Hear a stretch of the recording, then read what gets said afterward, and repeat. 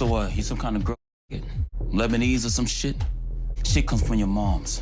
Her family got all the heathens and shit. I saw my mom today. You saw your mother? She's been living uptown. Did she reach out to you? Nah, I tracked her down. But she never thought to come find you. Just because you blood with somebody don't mean they deserve to be in your life. Family's earned you. It ain't just a given. You wanna know what was really a trip? Her eyes, man. Looking in them, there was something that I recognized. Like I've always known her. She's always known me. It was like looking at myself in some up way. It's deep. For real.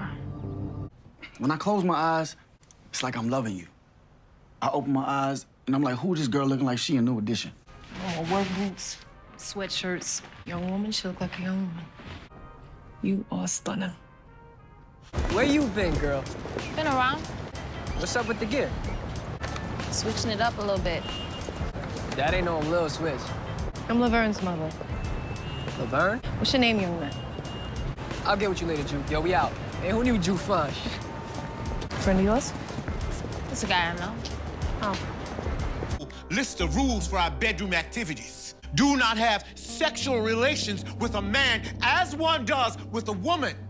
So-called alternative lifestyles we keep hearing about. Plain, old-fashioned, hellacious sin. So when you gonna give me those digits? I hadn't thought about it.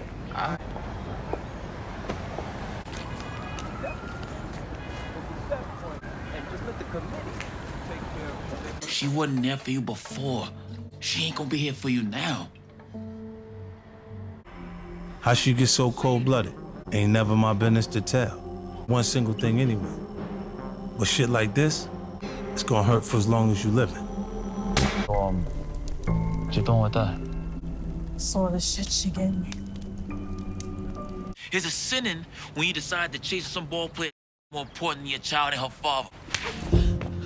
Dad! I know this isn't who you are. You wanna go to heaven.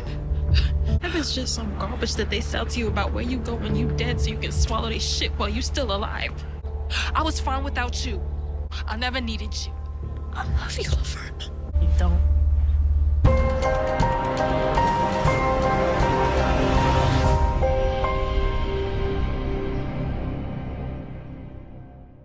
What's up, YouTube? It's your boy Mark Dark, and I'm back with another video. If you're new, if you love power, go ahead and hit that subscribe button. Like the video and leave your theories, comments, everything down below. Now today, when we're talking about Power Book 3 Raising Kanan, Season 2, How Did Kenya Know Jukebox Was Gay? The fan theory. A lot of you guys have been talking about this since episode 8, and everybody has different opinions about this topic of discussion. And to be honest with you guys, I believe the majority of the feedback is correct. I think everybody has a point when it comes to this, at least the majority of it, and the reasonings on how Kenya knew Jukebox was gay. And we're going to talk about that in this video. Now, you guys, make sure you check out my last few videos. We talked about your boy Famous and does he need some help? Fan predictions. And we also talked about Detective Howard taking out Detective Burke and what's going to be the outcome of that whole storyline. So continue to follow the playlist, continue to keep this stuff updated on all the latest power news, and I will continue to give you guys these videos. But let's talk about the topic of discussion after episode 8. A lot of people was pissed off. We saw the whole little thing with Jukebox, her mom, the church. They was trying to pray the gay away. Hell, they was trying to beat it away. They was not playing around with your girl Jukebox. But a lot of people was upset because they wanted to see a scene between Jukebox and Kenya about her being gay.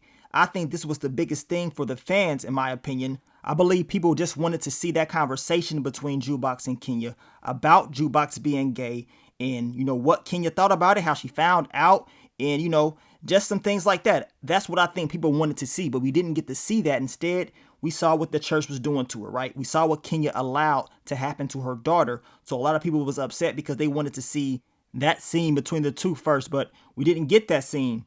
Now, let's talk about some of the fan theories that people were talking about on how Kenya knew in the first place. Now, I will say this. Last week, I dropped the video about Jukebox and Kenya having a fallout. We knew this was going to happen eventually. Now, it was some people that mentioned that they believe Kenya already knew Jukebox was gay. And from the looks of it, a lot of you guys were right. You know what I'm saying? A lot of you guys were right. I believe, like I just told you guys a moment ago that people just wanted to see that confrontation between the two first, but we did not see it. But let's just be honest. Now, it was a lot of signs that pointed that Jukebox was gay from the very beginning. And to be honest with you guys, it kind of started back in season 1 when Marvin told her, like, look, you get that stuff from your mama, her side of the family, whatever. So we know Kenya, her family, they have a history of this type of lifestyle based on what Marvin stated, right? And if he is stating this, Kenya knows that this is the truth, and most likely she will have a good understanding if a person could be gay, in my opinion, right? Especially someone that you're spending a whole lot of time with. And that's another topic of discussion. Another clue on how Kenya could have known Jukebox was gay. She's been spending a lot of time with her, right? Telling her how to dress, talking about you ain't supposed to be wearing no boots and all that stuff.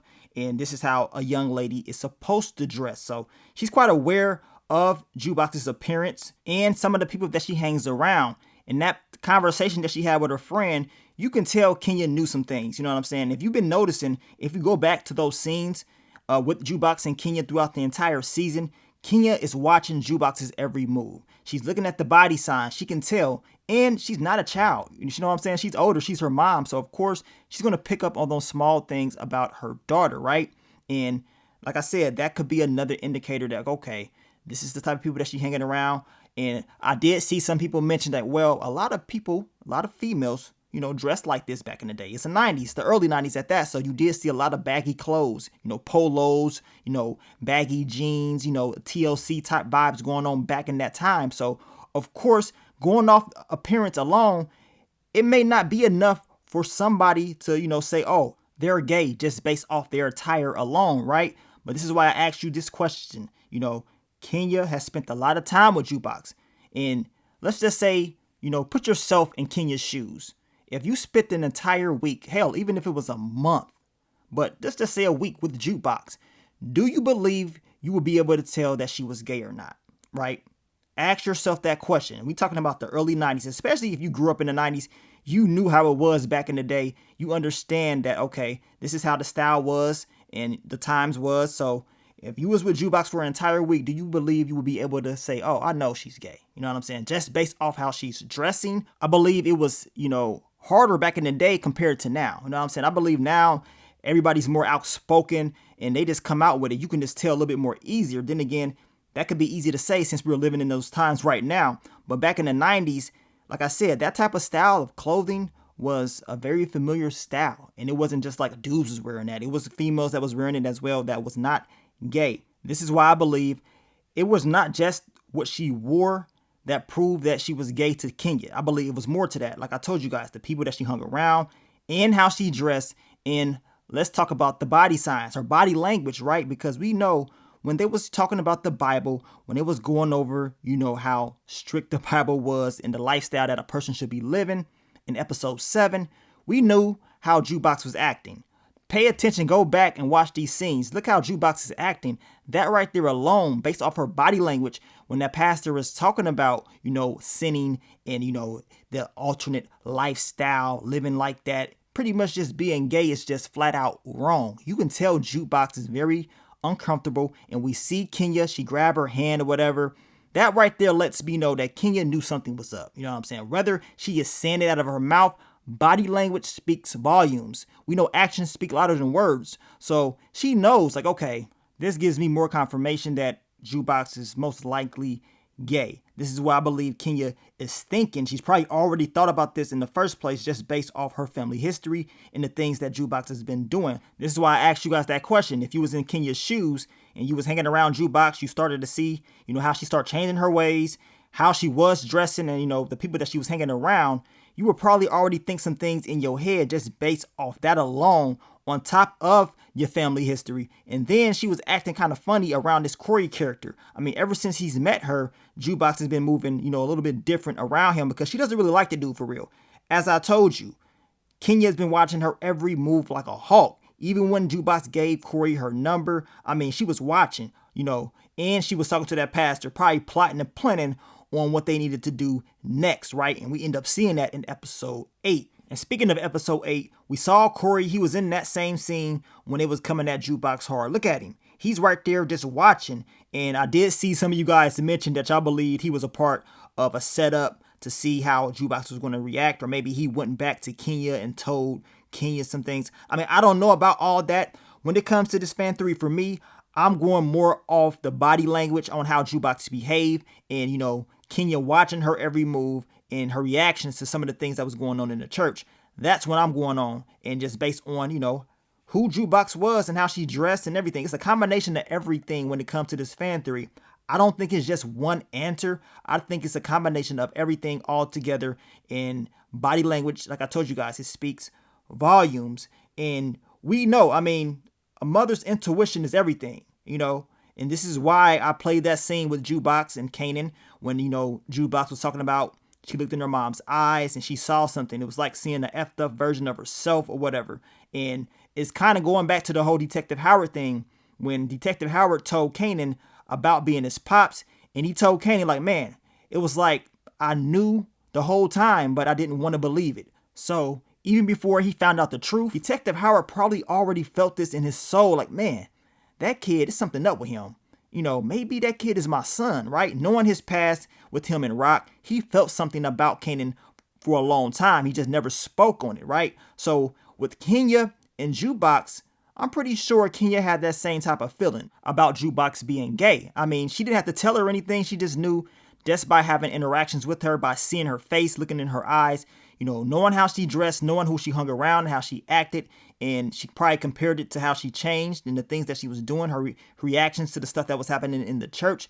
I mean, these are the things that I believe that was going in Kenya's head. But more importantly, like I told you, it's the things that was not said that explained everything for Kenya. The body language, right? That energy that she was getting back from her daughter. She just knew. A mother's intuition is a strong ass thing. You know, growing up, sometimes you would do things and you would think you got away with it, or your parents didn't know. Come to find out later on, you end up finding out that they knew the entire time. And I had that a lot, especially growing up. I'd be like, damn, like, how the hell you knew that? They just know. And this is one of those moments that this could be true. Like I told y'all, when it comes to this fan theory, I think it's a combination of everything. I don't believe it's just one answer on how Kenya knew about her daughter being gay. Now, we still got 2 more episodes left. And I told y'all at the very beginning of this video, the biggest thing about this whole theory was the fans wanted to see that scene between Jukebox and Kenya and them having a conversation about this topic of discussion. We didn't get to see that. We just saw the whole pray away the gay scene, and that's what kind of upset the fans. They was like, damn, like, how did she know? We wanted to see it, right? And I believe a lot of people probably knew, or maybe even thought that Kenya probably knew, but we just wanted to see that actual scene. But sometimes they don't have the time to put scenes into the show. We still got 2 more episodes left. We don't know the full conclusion. I guess they may explain how she knew, or they may not. It's up to them on how they want to put it in there, y'all. So we still have to wait and see what's going to happen in the last 2 episodes. I did see somebody say that Rock told her. Rock was the one that did all this because she wanted to create all of this drama. I don't know about all that. I mean, Rock has been doing some crazy stuff this season. And if she was to go to that church and tell them about Jukebox, that will be crazy, man. We know Rock and Jukebox will be having a conversation in this next upcoming episode. It's in the episode thumbnail. We talked about that in the What to Expect video. But that would be flat out crazy if Rock end up doing that. Now, I will say this about this fan theory and just in general when it comes to Power. In Power Book 2 Ghost Season 2, Courtney Kemp, she did a great thing because each and every week after the episode aired, I believe she would do these on like Tuesdays or whatever. But she would go over the episode and talk about some of these fan theories, you know, the people's questions about, you know, what happened in the show, and just explain them so that way us as fans can understand what's going on a little bit more.